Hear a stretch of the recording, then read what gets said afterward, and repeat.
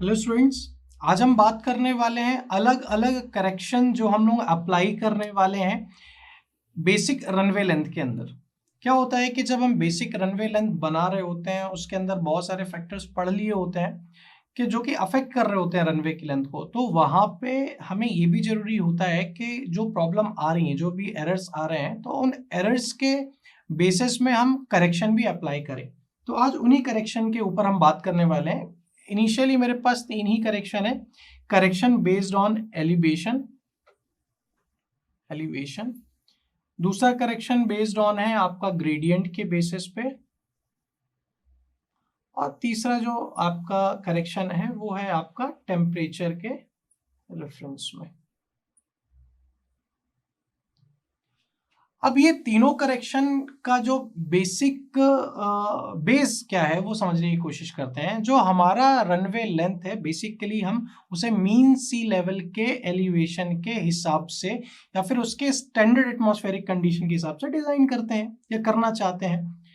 तो हमें रनवे की एक्चुअल लेंथ जानने के लिए हम इन्हीं 3 चीजों का करेक्शन लगाते हैं। सबसे पहले अगर मैं बात करूं तो करेक्शन फॉर एलिवेशन क्या होता है कि जितना हाइट आप ऊपर जाओगे वहां पे जो एयर की डेंसिटी वो कम होने लगेगी, और जब एयर की डेंसिटी कम होने लगेगी तो वहां पे आपको जो विंग्स को लिफ्ट कराने में एयरक्राफ्ट के वहां पे प्रॉब्लम आने लगेगी।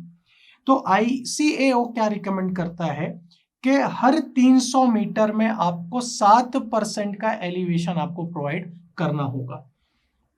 तो इसलिए आपको एलिवेशन कितना देना है कितना नहीं देना, जो कि आपके एयरक्राफ्ट को हेल्प करेगा, वो भी बहुत इंपॉर्टेंट फैक्टर है, और इसीलिए हम एलिवेशन के टर्म में करेक्शन लगाते हैं। अब एयरक्राफ्ट ऑफ नॉर्मल से भी बात है, आप ये देखिए ग्राउंड की स्पीड में ज्यादा वो अचीव करना चाहेगा, है ना, ज्यादा अचीव करेगा एज कंपेयर टू एयर। तो इसलिए एलिवेशन जितना ज्यादा रहेगा विंड के रेफरेंस में, सी लेवल के रेफरेंस में, वो उतना ही अच्छा आपको रहेगा। दूसरी मैं बात करता हूं ग्रेडियंट की। ग्रेडियंट क्या होएगा, जितना ज्यादा स्टीप होगा ग्रेडियंट उतनी ज्यादा एनर्जी का कंजम्पशन होगा। सपोज जैसे ये मैं एक डायग्राम से बताऊं, एक ये फ्लैट रनवे है और एक जगह क्या है, थोड़ा सा ग्रेडियंट है, फिर ऊंचाई है, फिर ग्रेडियंट है, फिर ऊंचाई है।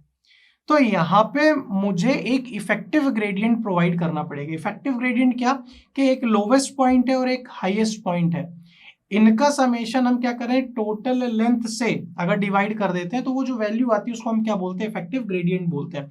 तो जो FAA है, फेडरल एविएशन एडमिनिस्ट्रेशन है USA का, तो उसने बोला है कि हर 1% में आपको 20% का इंक्रीमेंट देना है इफेक्टिव ग्रेडियंट का। तो इस तरीके से आपको एक और करेक्शन अप्लाई करना है ग्रेडियंट का। तीसरा करेक्शन है आपका टेम्परेचर का, क्योंकि जाहिर सी बात है मीन सी लेवल के बारे में हम बात कर रहे हैं। तो यहाँ पे जो हमारा टेम्परेचर है वहां पे हमें उसको एक स्टैंडर्ड एयरपोर्ट के टेम्परेचर से मैच ऑन करना पड़ेगा। तो जब बात हम करेक्शन एलिवेशन और ग्रेडियंट की करेंगे, तो जब हम टेम्परेचर की बात करते हैं तो वहां पे भी हम 1% का, हर 1 डिग्री सेंटीग्रेड के राइज में 1% का इंक्रीमेंट करते हैं। हालांकि इसके अलग अलग फर्दर फॉर्मूलेज होते हैं, फॉर्मूले के बेसिस पे इसको हम कैलकुलेट करते हैं।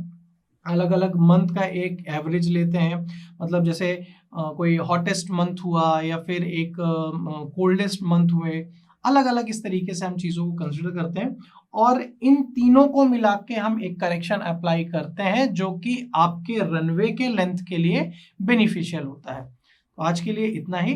Thank you very much.